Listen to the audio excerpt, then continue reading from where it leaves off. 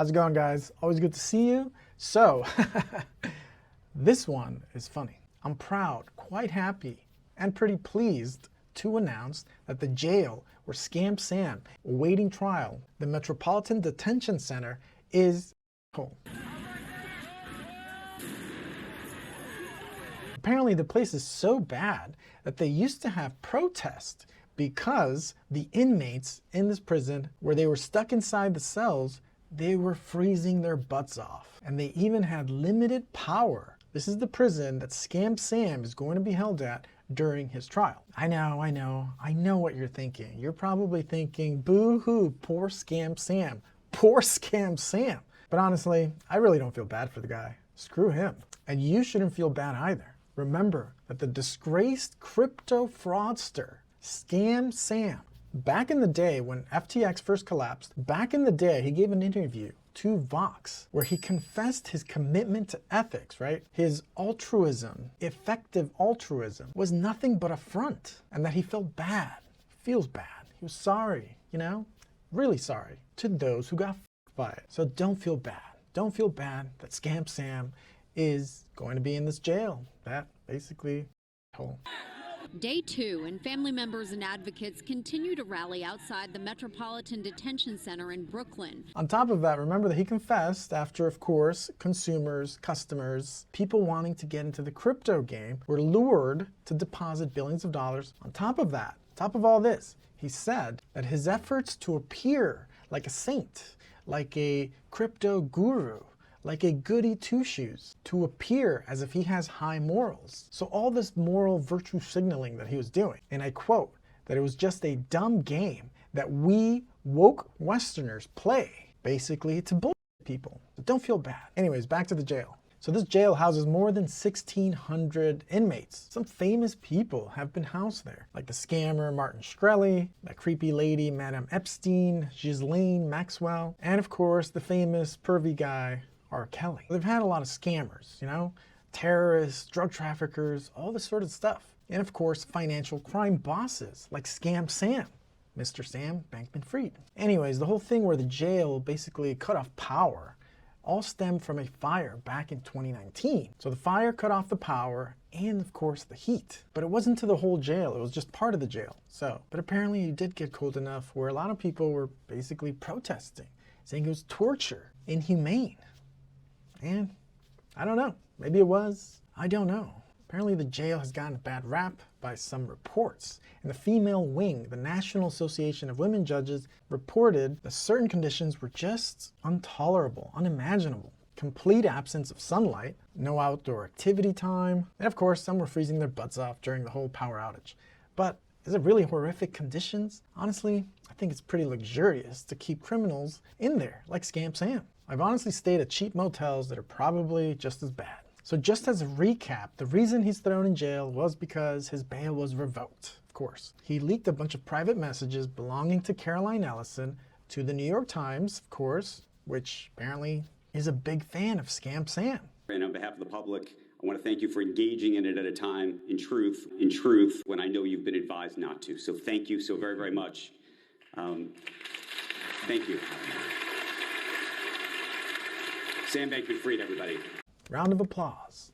Anyways, Scam Sam's excuse for using Caroline Ellison's writings was basically he's trying to protect his reputation. Well, reputation is shit, man.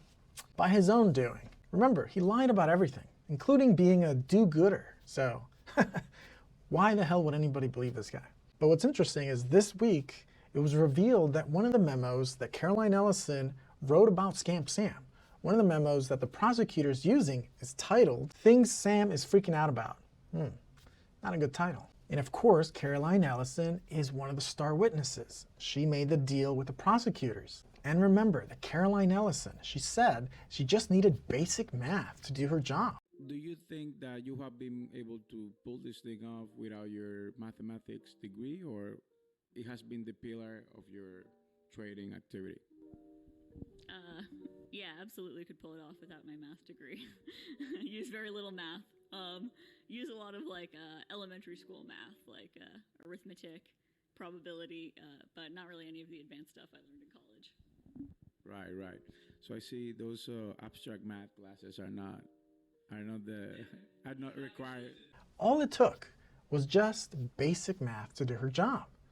Basically subtracting money from one account and putting it into another. Addition and subtraction. But honestly, Caroline Ellison had to be a star witness. She had to cut a deal with the prosecutors because, of course, Scam Sam basically laid the whole blame on the fall of FTX on Alameda Research, saying it was mismanaged, not enough accounting. All that was said in the Vox interview. So he blamed the disaster of FTX on Alameda Research, which was being run by Caroline Ellison, where she was placed as a CEO, 28 years old at the time, handling billions of dollars, billions and billions of dollars, crypto, Bitcoin, fiat currency. And she, of course, had very limited professional financial trading experience. And that makes sense because, hey, if you're going to do financial crimes, you're going to want to put someone there who barely knows what the hell they're doing. You're good. Especially someone who's not fully aware of all the regulatory bookkeeping necessities, right? Legalities. Because, of course, FTX lent Alameda Research billions and billions of dollars of customer money, hence the crime. Top of that, some of those billions are still missing. Yep. Now, one part of the puzzle I don't understand is Scam Sam's dad, right? Well, both his parents. So his dad is on video talking about basically getting people on FTX, especially people who are unbanked. He says that he was involved with FTX in a legal capacity. FTX, like, did Sam ask you to come on, or did you realize, okay, like, Sam needs a hand, I'm going to come on and help him? How did that initial interaction go? I don't know. I think we've always enjoyed working together and thinking together. At least I like to think so. So when I really came on was after Sam asking me for a number of years if I'd be interested in doing it, which was really gratifying. I think any parent would love to hear that. I wanted to make sure that I could do it and be useful. But I think from the start, whenever I was useful, I lent a hand. And it was clear at the start that on things like law, I mean, the company didn't have any lawyers. So I think my utility there was pretty obvious. What are some of the things, because now you've been, much more active member of FTX in the last maybe year and a half or something. What have you been up to? Like, what have your interests been? What we're trying to do at FTX, figure out how to give populations that don't have bank accounts Part of the scam. So if you're involved at such a high level in your son's multi-billion-dollar financial defrauding scam in a legal capacity, how much did they know? How much did they know? And on top of that, top of the donations to, politicians, they had set up in Washington, D.C. a nonprofit, right? So I really, really am surprised that these people have not been investigated. It's kind of a shocker. Or given how much money is thrown around, how much crypto is thrown around, well, maybe I'm not that surprised that they're not being investigated. I don't know. But it certainly does seem a little sus. So, the crypto world is basically fraught with frauds. One interesting thing that people used to say is that crypto was a way to basically accustom the masses to CBDCs. And of course, it's a wealth transfer. Maybe there's something to that. Maybe there's something to it. Because if you can print crypto from thin air, kind of like Altman, and then give people some of this crypto, right, to get their irises scanned, what does that say? Well, it says that people will do basically anything just to get a few free bucks, right? It's not too different than basically the money printer, the way that Altman is handing out some free crypto. Part of the scam. That's what I'm saying. Pretty interesting to think about. And of course, the kicker is all these people knew each other. Caroline Ellison, Gensler, MIT professors, and of course, Scam Sam.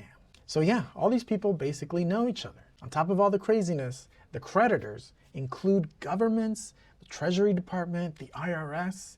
So that means that the IRS, the Treasury, was putting money into the crypto game, into FTX. Now, another funny part, of course, was that Scam Sam transferred billions of dollars right before the collapse and even after the collapse. Suspicious. And to quote Sam Bankman-Fried, where he said, "By this dumb game we woke Westerners play, where we all say the right shibboleths, and so everyone likes us." Virtue signaling. Loads of BS. All right, guys. Well, we'll see what happens next in Scam Sam's crazy financial drama. What happens in the next few weeks? Because, of course, Scam Sam's lawyers are trying to appeal the decision to revoke his bail. But his trial starts in early October, so not much time left. All right, guys. Well, that's it for this one. Thanks for watching. Smash like if you haven't. Please do subscribe, and I'll see you in the next one.